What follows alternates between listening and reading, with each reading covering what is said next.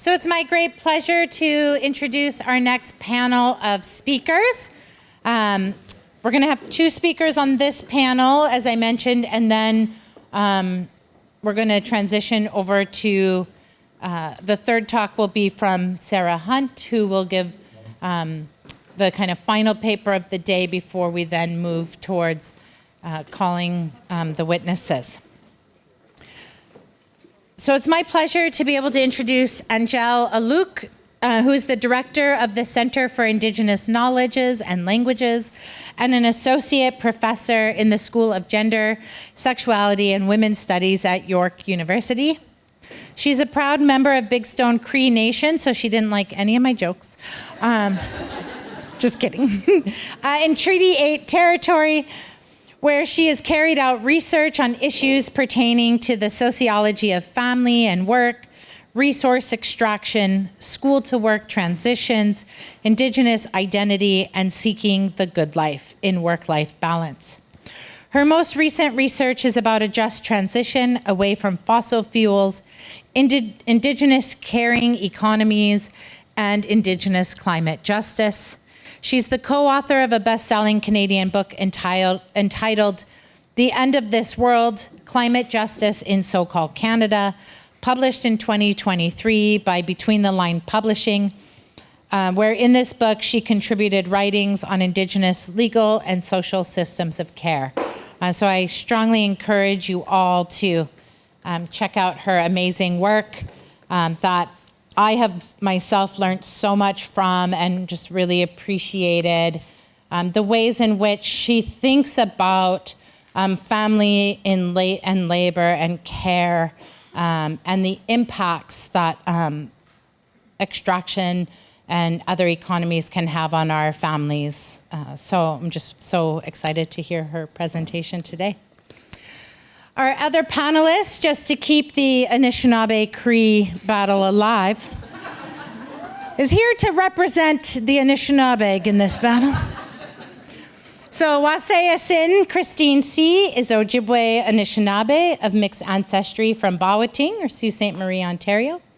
Her mother is from Obishkekong, or Lac Seul First Nation, Northwestern Ontario, and her father is from Bell Island, Newfoundland.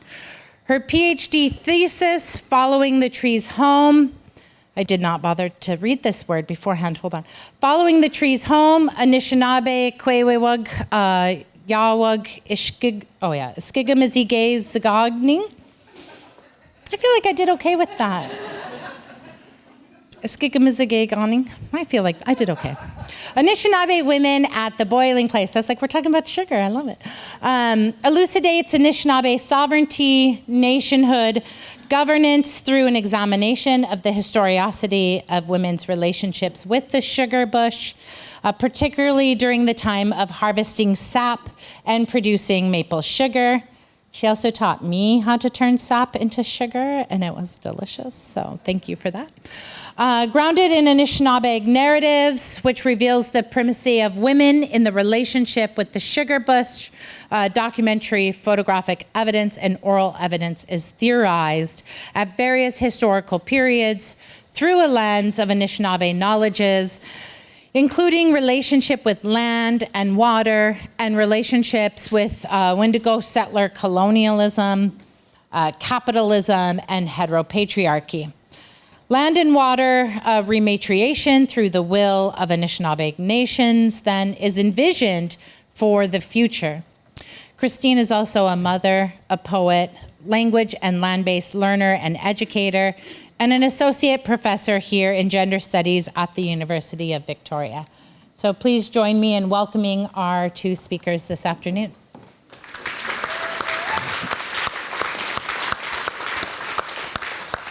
And we're gonna let the Cree take the lead.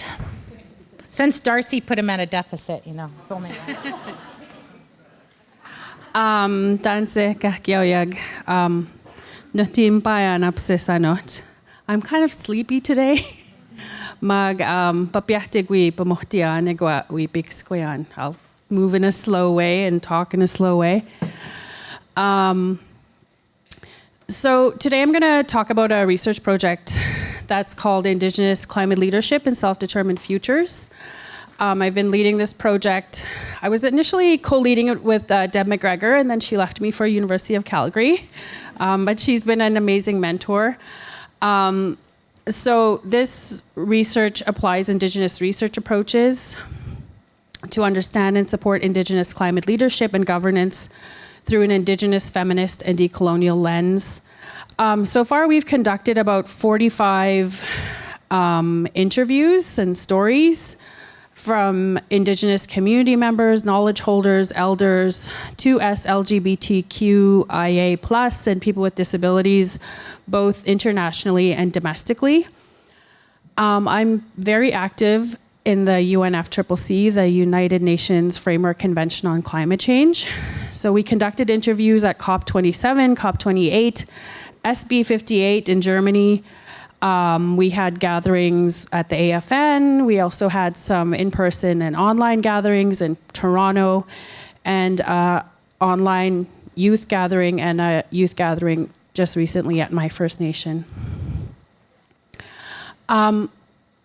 I wanted to start by sharing a video. So today I'm going to be packing in a lot. So I want to talk about everything that I've done around just transition. I'm, I guess, by training, a labor researcher. I love the study of labor, and a gender studies professor. So I got really into this idea of what is a just transition, especially because this idea comes out of the labor movement, and I've been active in the labor movement. So today I'm going to be talking about just transition. The interviews we filmed in Bonn at the Facilitative Working Group, which is the local communities and Indigenous peoples platform at the UNFCCC. We're done with about a dozen Indigenous climate leaders from around the world, actually. We tried to produce 4 educational videos on key policy areas. We wanted to focus on this idea of false solutions, Indigenous solutions, just transition, and youth engagement in climate justice. So I wanted to start it off. As a sociologist, I just, and probably as an Indigenous scholar, I just want to, whenever I share my research, I want to base it in the stories and the words of the people that I interview and the stories that I gather. So I'm going to start with a video.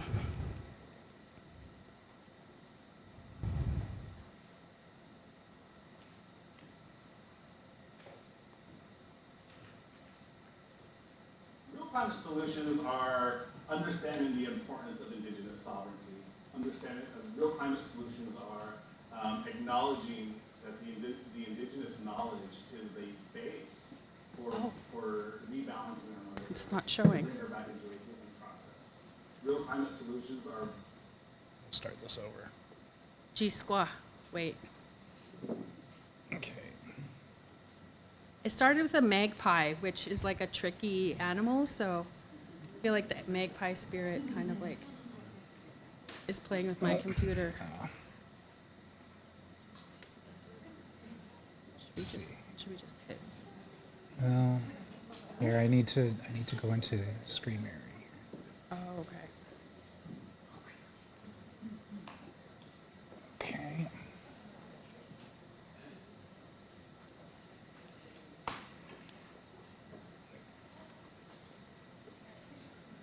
Okay, and now.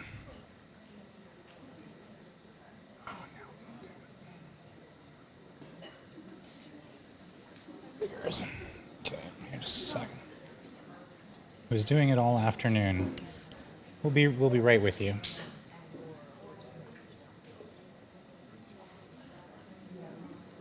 Of course. Let's see. There. I'm gonna stop.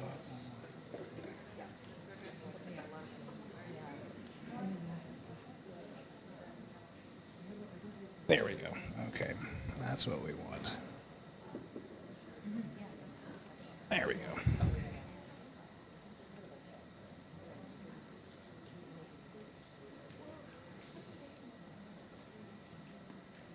Real climate solutions are understanding the importance of Indigenous sovereignty. Understanding that real climate solutions are acknowledging that the Indigenous knowledge is the base for rebalancing our Mother Earth to bring her back into a healing process. Real climate solutions are based in a fundamental principle that we must reduce emissions at source. When we take away the ability of tribal nations that have sovereign right to have tenure over their land, you're taking away their right to protect and defend our Mother Earth. The states really haven't been able to come up even with, for themselves, examples or definitions of that. Does that mean, bringing in African oil palms and displacing the indigenous peoples who used to do farming in those areas? What is non-market-based approaches? So we were able to present information that the knowledge holders were sharing about the vital importance of transition from industrial food production, which creates 25% of the world's greenhouse gases, both in industrial agriculture using chemicals and inordinate amounts of water, industrial livestock, that creates a lot of methane gas, but also, through cattle destroys the grasslands, overgrazing and all of those things are major contributors to climate change and also destroy the ecosystems that can help absorb climate change. And indigenous peoples have solutions to that. Within Canada, high 90s% of our population lives within 2 hours of the American border. All of our resources are not within 2 hours of the American border. The people that are occupying those spaces to the north where the resources are indigenous. There is that economic tether. But the reason indigenous peoples, Métis peoples, occupy these lands north of the Highway 1 is because that's the land they belong to. As all our relations was taught to me, and all our relations includes, the spirit and dignity in the smallest blade of grass or the little pebble. It's seeing the agency and the dignity and the importance of the world in which we exist. I'm from a desert, indigenous peoples that are farmers, and we actually have a family farm where we live on the Sonora Desert, Arizona. And we're using and bringing back the use even more of drought-resistant seeds that don't use much water. We have now a trading network with other indigenous desert farmers all the way to New Mexico and up northern Arizona and down into Sonora, Mexico, where we're trading seeds that are very climate resilient. We have a Salauca pumpkin that they planted some of those seeds in Brazil. They're farmers in a dry area of Brazil and not in the Amazon, and they said these seeds are doing beautifully there. So we always had trade before colonization. Corn traveled from Guatemala and southern Mexico, where it was domesticated, all the way to southern Canada. And we're restoring those traditional pre-colonization trade routes and trade relations among indigenous peoples, and climate change is really the driver of that. Climate action is coming to life in my community by the desire of our people having no more patience to wait. By the desire of our people understanding that our earth and our place is sick, and that our rivers are sick, and that our forest is sick, and not to wait for a government or an agency to come in and try to address that. Climate policy in my community looks like us putting fire back in the ground, acknowledging the importance of returning fire to the land. But how I connect to my community, how I connect to my identity, is being out on the land. And for myself specifically, it's been wildfire. Working with wildfire, or fire on the land is a better term for it. And doing that alongside my community, with my community, and learning from my community this profound connection we have. I think the closest English word to it would just be a profound authenticity. I feel whole.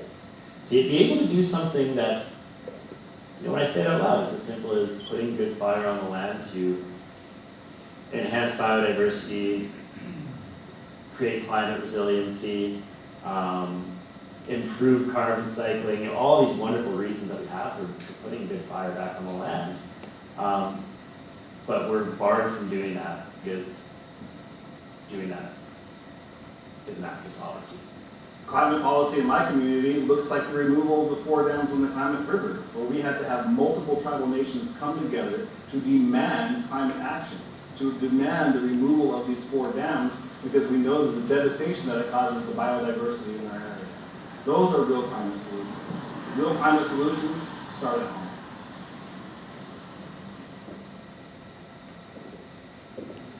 Okay.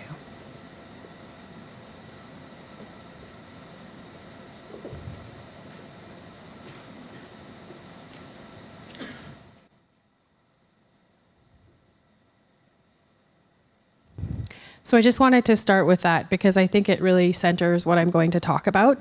And maybe I can even jump past some of my very wordy PowerPoint slides.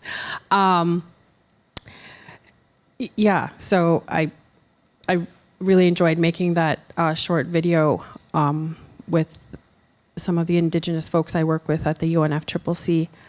I just wanted to explain a bit more about my research. So my research uses an Indigenous feminist decolonial approach, which asserts that Indigenous men, women, Two-Spirit, and all genders have equally valued roles to play in community. In this research, we acknowledge that colonialism promotes racial and gendered violence that disrupts teachings from mothers, aunties, grandmothers, and leaves Indigenous women especially vulnerable, where resource extraction occurs and sidelines the roles of Indigenous women, Two-Spirit, and genderqueer climate leadership. This research also acknowledges the powerful role Indigenous women and Two-Spirit peoples hold in sustaining Mother Earth, which must be valued. So our research really advocates for the inclusion of all Indigenous individuals, irrespective of age, gender, sexuality, abilities, race, class, and to the extent of impact from climate crisis and climate colonialism in national and international policies. So part of what I'm going to present today comes from a paper that I presented in front of the United Nations Permanent Forum on Indigenous Peoples. There was a gathering of experts where we talked about Indigenous peoples in the greening economy. So I went back and I looked at the transcripts of some of the people that I interviewed and some of the gatherings that we held to ask kind of 2 questions. How do Indigenous peoples, Indigenous leaders from Turtle Island perceive the green economy? And how do Indigenous principles of a just transition inform authentic climate solutions? Consequently, I've published part of this in a forthcoming paper in Environment and Society. So when we ask this question, how do Indigenous climate leaders from Turtle Island perceive the green economy? It really all just comes down to the relationship between colonialism and climate change. In our study, this is a key theme throughout our work. So through interviews, community members shared the trauma associated with climate injustice. Especially Indigenous peoples residing on their ancestral lands across Turtle Island, they face the loss of traditional knowledges as their abilities to engage in customary hunting, trapping, harvesting, and farming passed down through generations is inaccessible in the changing climate. The Indigenous people we spoke to also talked about how they have to deal with the displacement due to forest fires and floods. This forced displacement has profound and distressing effects on people, as these people's connection to their land spans generations and their relationship to the land is integral to their narratives and teachings. And then experiencing this displacement also brings up feelings and memories about attending residential schools and also the state's separation of children and families during colonialism. My own community has been evacuated a few times, and I know it's especially the hardest on our elders who are residential school survivors. Some of the people we spoke to at COP27 discussed their dedication to indigenizing the United Nations space in order to build solidarity and community with Indigenous peoples from around the globe.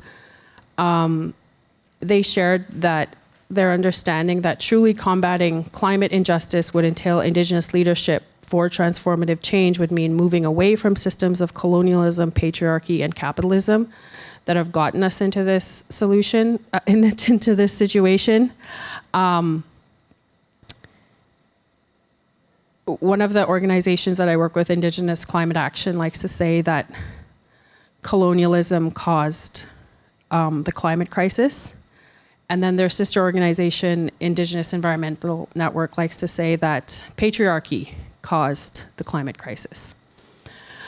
We heard many stories from community members about taking climate action in their home territories. So climate action doesn't necessarily mean like going out and protesting on the streets. It just means continuing in our traditional laws, continuing in our livelihoods on the land. So just as we saw in that video, climate action means using traditional fire practices, asserting food sovereignty, teaching Indigenous youth to sustainably steward the land and learn traditional languages. There's a very strong feeling that restoring Indigenous languages restores our relationship to the land, and that revitalization of our languages is actually an act of climate justice. So a lot of the Indigenous folks that I interviewed and I have spoken to over the years have talked about this idea of false solutions. So basically, false solutions are anything that you've heard the government of Canada or like oil companies or even at the UN kind of promote, especially market-based solutions, such as carbon pricing. Even things we call nature-based solutions outlined in Canada's climate policy. They only serve to maintain the status quo and reinforce false solutions as the main pillars of the Canadian response to the climate crisis. And these mechanisms for a green economy are not a substitute for the rapid phase out of fossil fuels and must be regulated so that nature-based solutions do not lead to greater harm. For example, one of the main examples that governments like to promote is carbon sinks. And that just means we're taking away Indigenous people's rights to their lands in the name of conservation. What we actually need to do is stop extracting oil and gas. We need to keep it in the ground. We don't need to be producing more oil and gas. And oil companies have been making record profits since the pandemic. They're not slowing down. They're ramping things up. And these are all market-based solutions. They're not, like, producing more oil and gas and burning more oil and gas is not going to reduce emissions. Carbon pricing, Alberta is now dealing with carbon capture, which isn't a proven science. None of these are actual solutions. And Indigenous people are aware of this, and they openly call these false solutions. Indigenous climate futures depend on the respect, recognition, exercise of the rights of Indigenous peoples, their knowledges, and support for holistic approaches to climate solutions. And that's why I like to talk about Indigenous economies of care, because we have holistic solutions that we've had since time immemorial. And these are climate solutions. Community members we spoke with highlighted the solutions that sustain the continued fossil fuel extraction, like I mentioned, carbon pricing, carbon capture, net zero, is a joke, it's not real. And they like to use these metrics as if we don't understand math. They're like, oh, it's net zero. No, it's not. And so these divert attention from actual solutions to the climate crisis. So a true just transition for Indigenous peoples should imagine a future built on Indigenous knowledges, with transformational shifts in how we think about work and economies. A just transition should be for all. It should be led by Indigenous understandings of economies and livelihood and life. For example, one community member we spoke with discussed the importance of a just transition in their work in Alberta, where family and friends worked for oil companies to feed their families and thrive. They shared the transitioning to a green economy, which required not seeing workers in the fossil fuel industry as villains, but instead understanding their need for work and creating opportunities where workers of all levels of the industry can thrive and be part of the climate solution. And I'm going to quote from my own co-authored book here. A just transition also means recognizing the immense economic value of women's unpaid work, paid care jobs in the public sector like healthcare and human services, and jobs in education that support future generations. One of the people we interviewed and spoke with is actually a researcher that's doing work in her home community, calling attention to the horrors of the Chemical Valley, an area outside of Sarnia, Ontario, on the St. Clair River that is home to 40% of Canada's chemical industry. And so through data collection, she's working to build solidarity and resistance.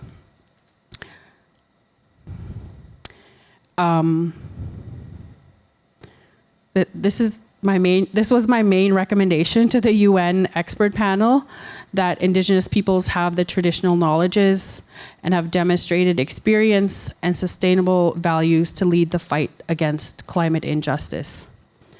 And the Canadian and American governments need to stop prioritizing false solutions, as these strategies simply promote the capitalist colonial systems that caused the climate crisis in the first place. Collectively, we need to build an economy based on sustaining life of all our human and non-human relations, and work towards restoring Indigenous economies of care based in principles of sharing, caring, reciprocity, and respect for Mother Earth.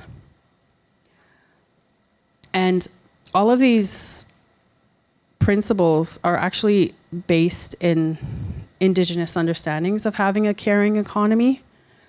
I'm just gonna go past all this stuff, because really it comes down to basing Indigenous solutions in Indigenous laws and systems of care. So as you saw, my Métis colleague, Dane D'Souza, talk about all our relations, and he was talking about Wakutuin. He says it in the funny Métis way of Wakutuin, but I won't hold that against him. But really, like Wakutuin and Miwichi Tao, and getting along together, working in solidarity together, these are solutions to the climate crisis. One of the laws that I like to focus on in my own work, since I am a labor researcher, is this idea of miupamatsuin, which just means living a good life. But I like to think of it in terms of living a good life with balance between family and work. So to uphold miupamatsuin, we must support workers dependent on the fossil fuel economy to transition to good new jobs. I also connect this idea of miupamatsuin to this, one of the United Nations SDGs, which is decent work. I think one thing we don't talk about a lot in labor research is that Indigenous people have a right to decent work. Oftentimes in labor research, we focus on the deficits, that, you know, Indigenous people are underemployed, they don't have high levels of educational attainment, many of them are trapped in unskilled work. Indigenous men, you know, tend to work in jobs like warehousing and construction. Indigenous women tend to work in hospitality and in the service industry.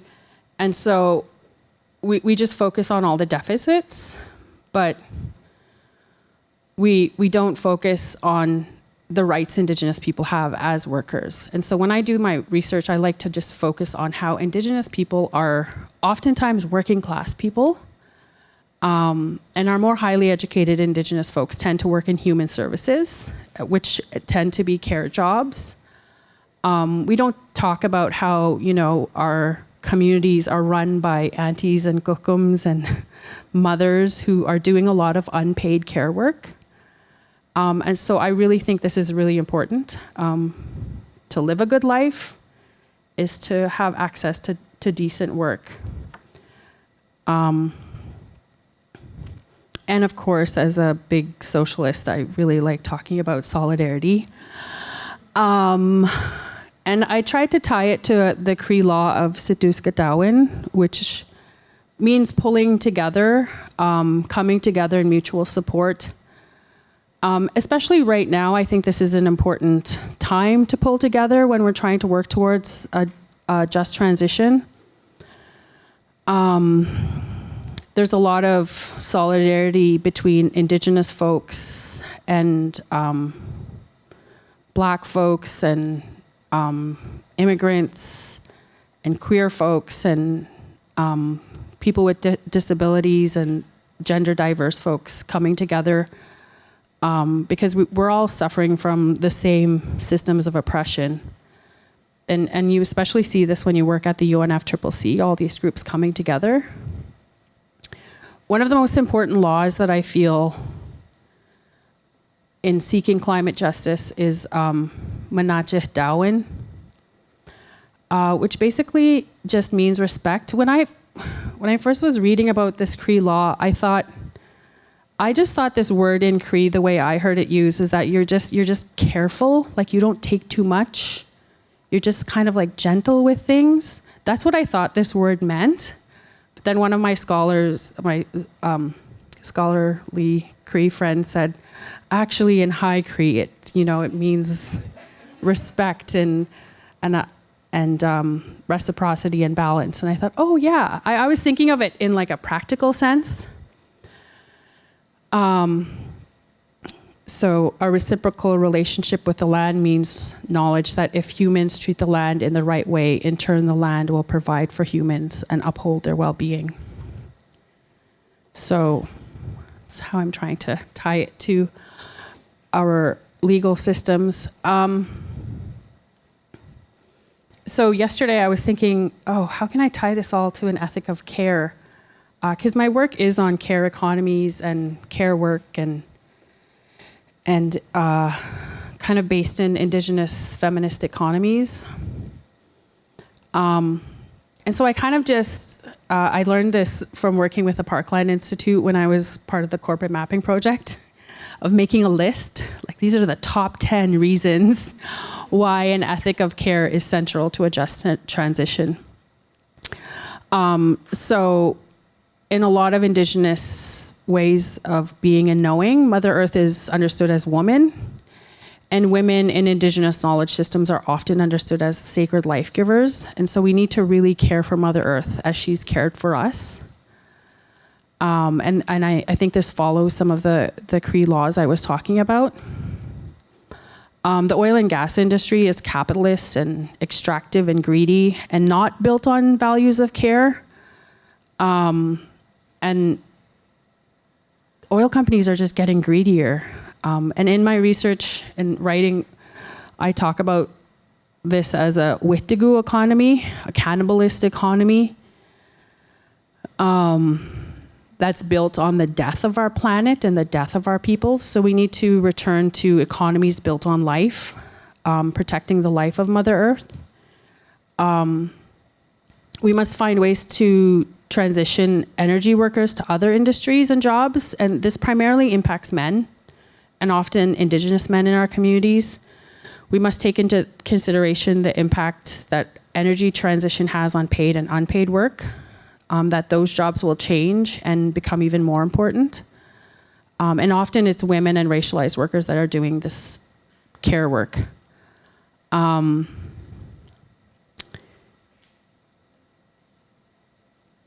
We need to reject false green economy fixes that replicate capitalist colonialism.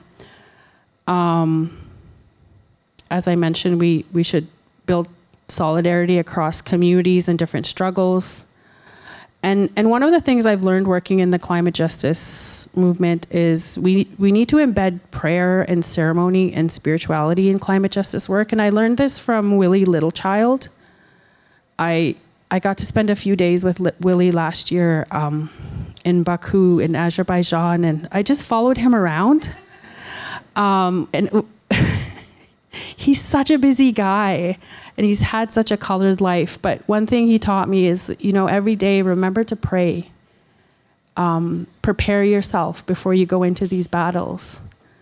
Because it's tough. It'll tear you down. It's emotionally and physically draining.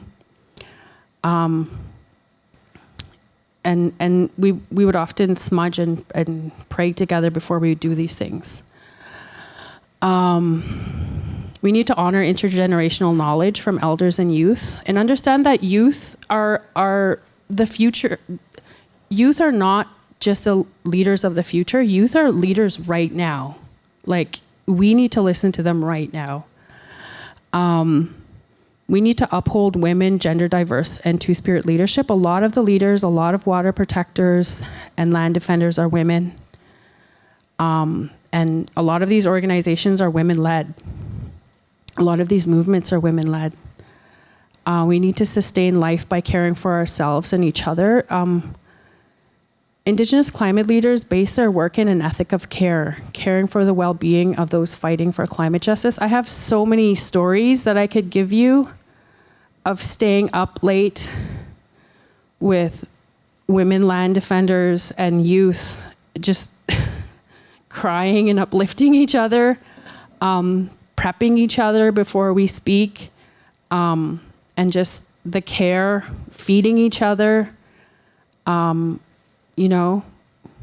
just taking really good care of each other and reminding each other to stop and care for yourself. And even at times telling people just to take a break, which is important, which as a labor researcher, you'd think I'd know. You should take sick leave when you need it. So these are the things I've learned in an ethic of care with Indigenous climate leaders. This is a spiritual struggle as well as a political and social struggle. One of the climate leaders I work with is Tylee Tarina from Brazil. And she talks about how when she was a child, before she got involved in this work, she would watch the trees, the logging trucks leave her community and the red sap leaking from the trees. And she says as a child she would cry because her relatives were bleeding and dying in front of her, which is a spiritual thing to watch your relatives die like that. Like I said, prayer, ceremony, and collective care sustains our work. And the more diverse the people are, the more solidarity you have, the greater your work can be. And care and solidarity are really at the heart of meaningful climate action. I hope I didn't take too much time. So I'll just end there.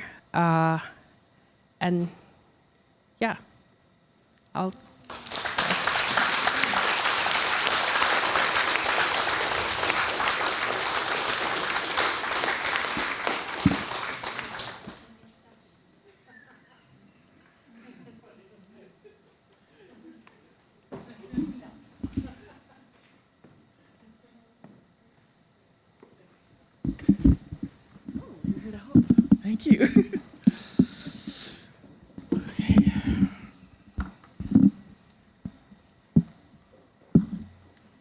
Wana bojo kinawea.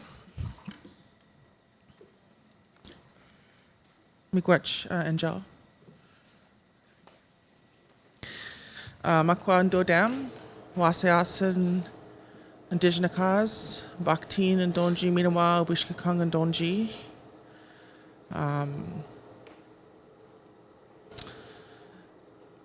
Mani, what am I trying to say here, Heidi? I'm going to just speak in English after I just introduced what I can in my language. So, my mom is Mary Chisel Bunn from Laxville First Nation. My dad is Jim Hammond from Bell Island, Newfoundland. And what I've learned here in Coast Salish territories and what I've what has been shared with me is that if we can, we do our best to share our grandparents as well. So my Ojibwe maternal grandparents are Norman Chiselbun and Mary Chiselbun as well.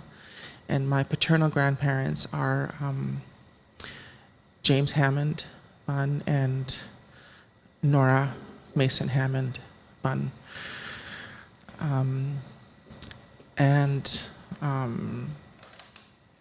What I did say in my language, my Ojibwe language, is that I am Bear Clan.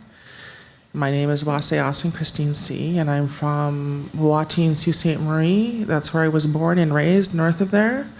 But my maternal line is Lac Seul First Nation. That's the band that I come from, or that's the band that my family was moved to.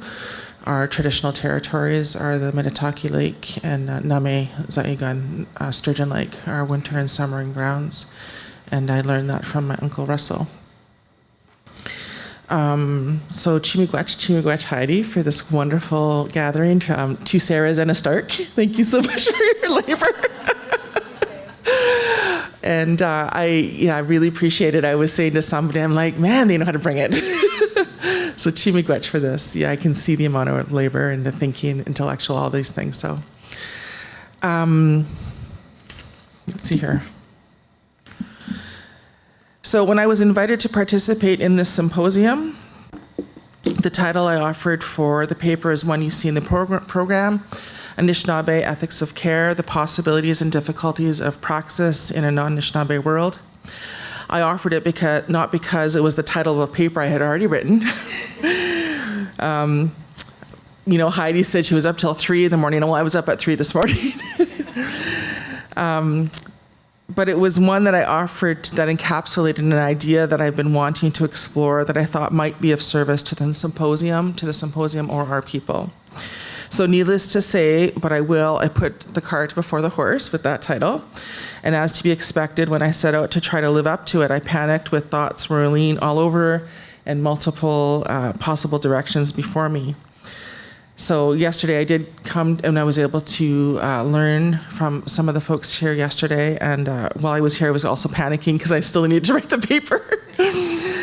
But I decided to take a deep breath and trust that there might be something worthwhile in making clear the ideas that inspired that title, and trust that I could live up to it in some way and feel good about setting out to explore the ideas in writing.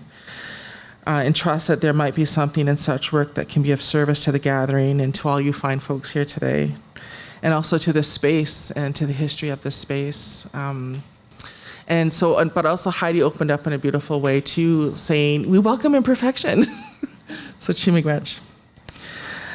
And I just wanted to say that I wanted to pause to share these words because I know there are a number of students here who may benefit from publicly normalizing the messiness of coming to actualize our ideas in writing.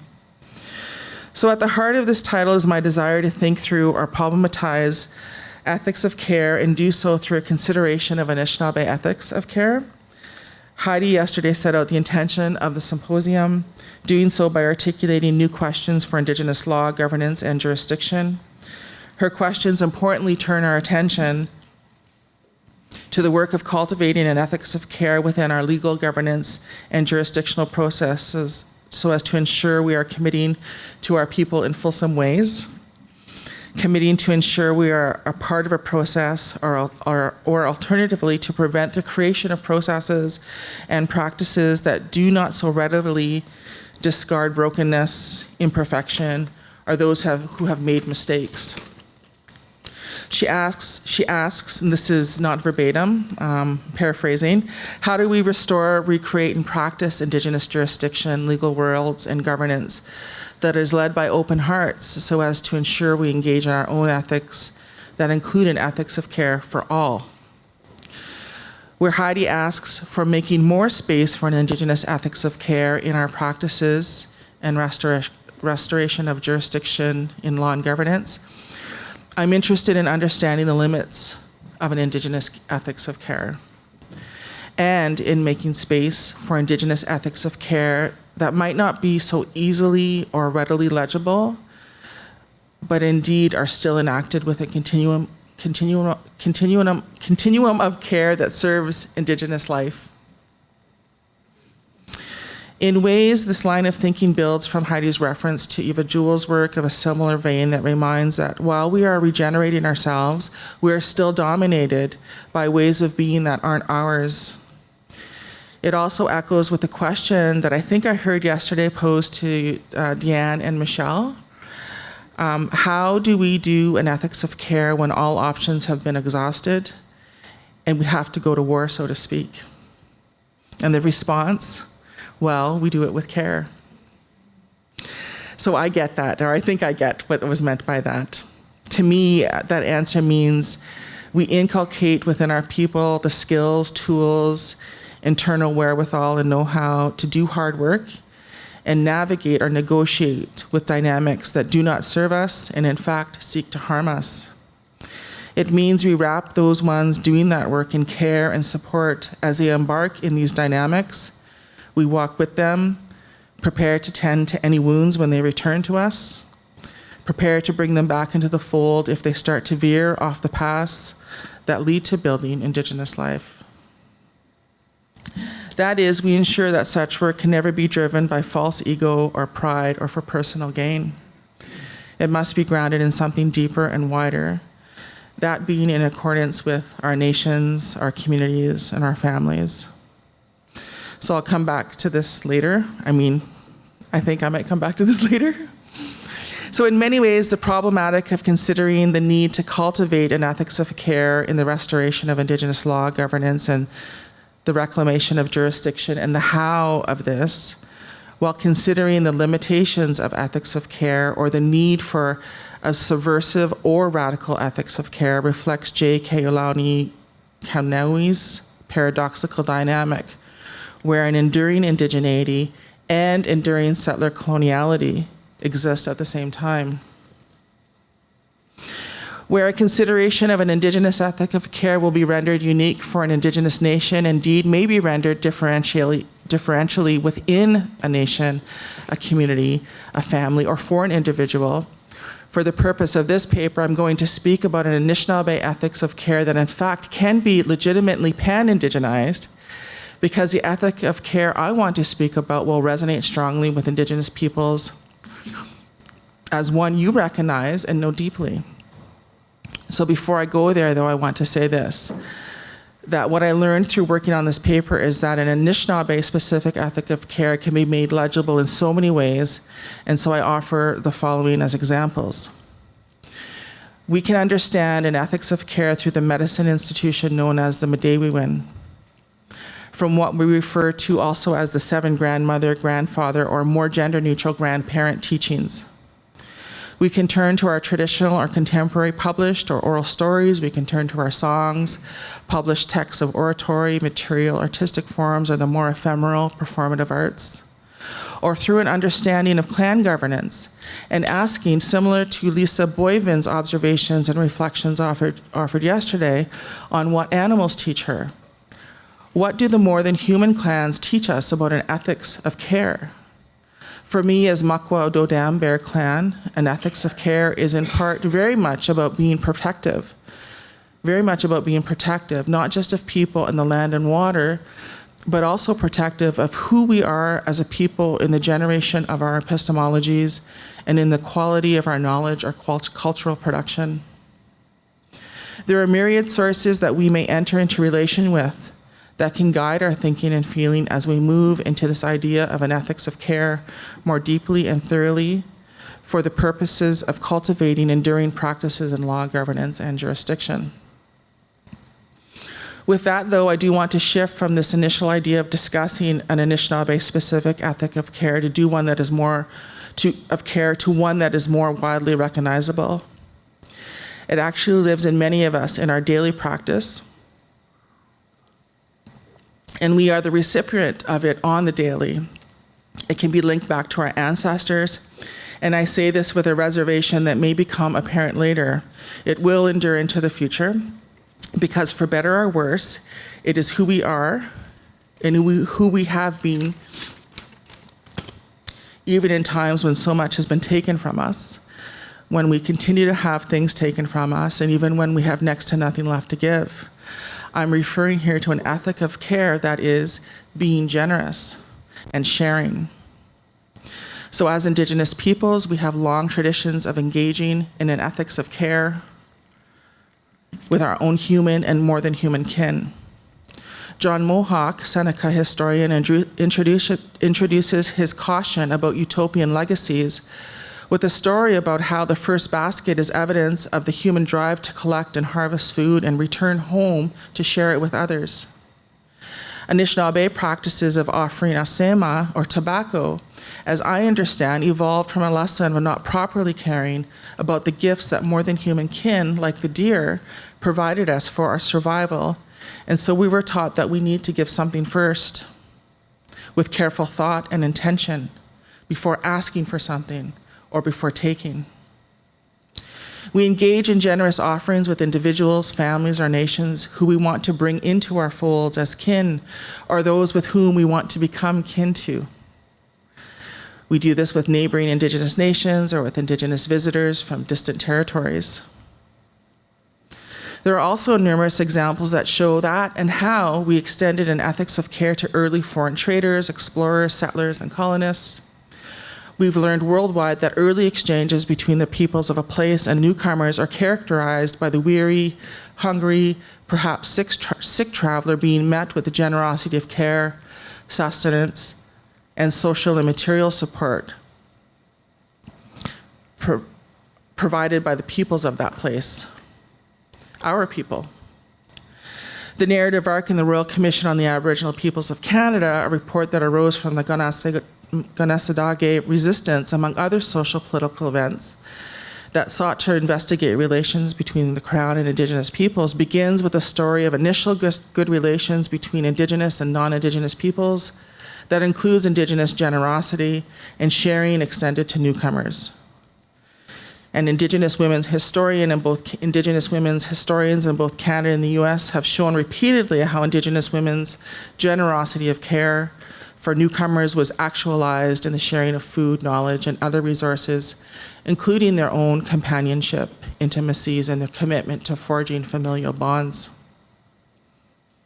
So each of us in this room knows and benefits to some degree from the generosity of Indigenous women's labor, whether we choose to see it or not, and whether we choose to value it or not.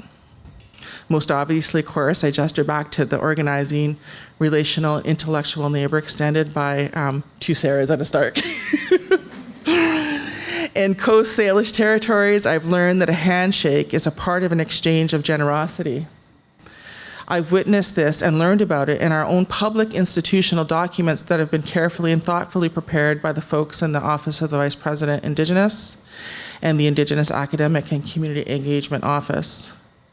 And indeed, whether we agree with this kind of generosity or not, every few years, we do witness in the news or in our communities someone gifting a representative of one of the institutions that are complicit in our colonization with something from the cultural or ceremonial bundles of our nation. We witness this even though after 200, 300, 400, or 500 years of inequitable and dishonorable and genocidal relations on their part, we keep giving.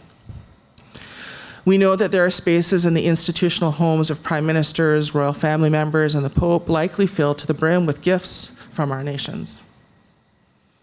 So we could spend time teasing apart the context, intention, and outcome of each gifting, but overall, generosity is an ethic of care that expresses our humanity and our responsiveness to the suffering and need we witness in another, or are asked to respond to when called upon. While in my younger days I may have witnessed the gifting from our bundles with awe and pride, I have also later in life become exasperated with it. Why are we giving our things away to people who do not value them, have no intention of living up to them, or will use them in ways to serve their individual needs and not the relationship that they are meant to be used for, are meant to serve justice for us in our lands? So now in the third hill of life,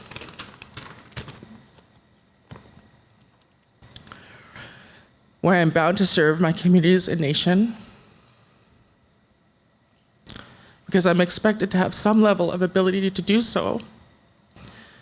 I see my duty is to try to understand what is happening behind the scenes of things I don't agree with or understand. I see that my work is about putting the personal on pause and try to understand perspectives from across generations and the various ranges of the elderly to the various ranges of the youngerly, and to try to understand perspectives across generational difference. It's really hard to feel exasperation for your own people. It's just to love your people, so that's what my tears are about. Okay.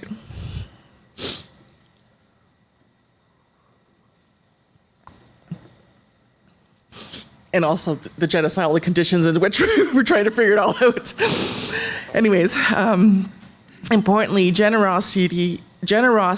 generosity is not just a humanistic, altruistic ethic of care. For us, and what I know is that it is a form of law, or making law. It is a necessary practice in governance, or making governance. It is a demonstration of jurisdiction, or making jurisdiction. And I think those who accept our generosity don't realize this, or they don't want to realize this. I don't think they realize that accepting our generosity comes with responsibilities. Either that, or they don't want the responsibilities that come with accepting our generosity. I think Indigenous generosity as an ethic of care for others and for our own people is often either not legible for its sophistication, and or it is received with a hollowness, a superficiality, or an intent to use it in ways not intended to or consented to. So when I first offered this title, I really wanted to talk about generosity and its limitations in a capitalist world. I think with more time, I will get there more clearly and robustly in the writing. However, for today, I want to end with an example of Indigenous generosity that serves at first as a readily legible and easily understandable part of an exchange with Canada, an ethics of care that meets its limits and then becomes subversive or radical. I'm thinking probably radical might be the best word for this one. With this, in the moment where political conditions for the proliferation of residential school denialism is rife, I want us to briefly revisit what for some, if not many, were the days of reconciliatory hope in 2015, when then PM Trudeau was able to successfully secure Jody Wilson-Raybould's agreement to enter into Canadian politics. And in doing so, I want to quickly trace out what I theorize here as a Kwakwala Canadian ethic of care, its limitations, and what I'll call a radical Indigenous ethic of care. Or I have subversive, radical, I'm undecided. I've been with this story since 2015 in terms of witnessing JWR's work, and I'm using that because that is how many people know her. It's not because I have any familiarity with her. JWR's work through news sources, but also through bearing witness in my Indigenous feminisms class to her streamed historic testimony given to the House of Commons of the then PMO pressuring her in her role as the Attorney General for Canada to create a legal path for the then named SNL Lavalin to get out of criminal charges. Reading her memoir is another source, which I also teach, and her latest co-authored book on an Indigenous history of Canada. That's not the title, that's just the subject. For this brief example, I draw from her memoir.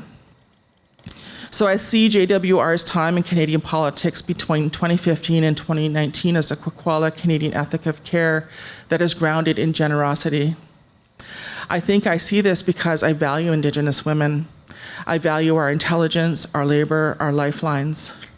I understand the histories, structures, systems, and ideologies that erase us, marginalize us, undervalue us, or that simply get in the way of us doing the good work that we can and have the know-how to do towards creating new worlds.